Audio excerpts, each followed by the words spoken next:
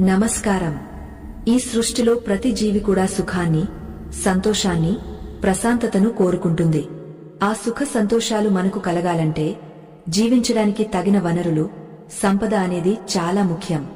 ప్రతి మనిషి తన జీవితకాలంలో అష్ట ఐశ్వర్యాలను పొందాలని, తన కుటుంబం ఎల్లప్పుడూ సిరి సంపదలతో తులతూగాలని కోరుకుంటాడు. కాని ఆ సంపద అనేది ఎవరి దగ్గర స్థిరంగా నిలుస్తుంది? ఎందుకు లక్ష్మీదేవి కొందరి ఇళ్లలోనే స్థిర నివాసం ఏర్పరచుకుంటుంది, మరికొందరిని ఎందుకు కరుణించదు?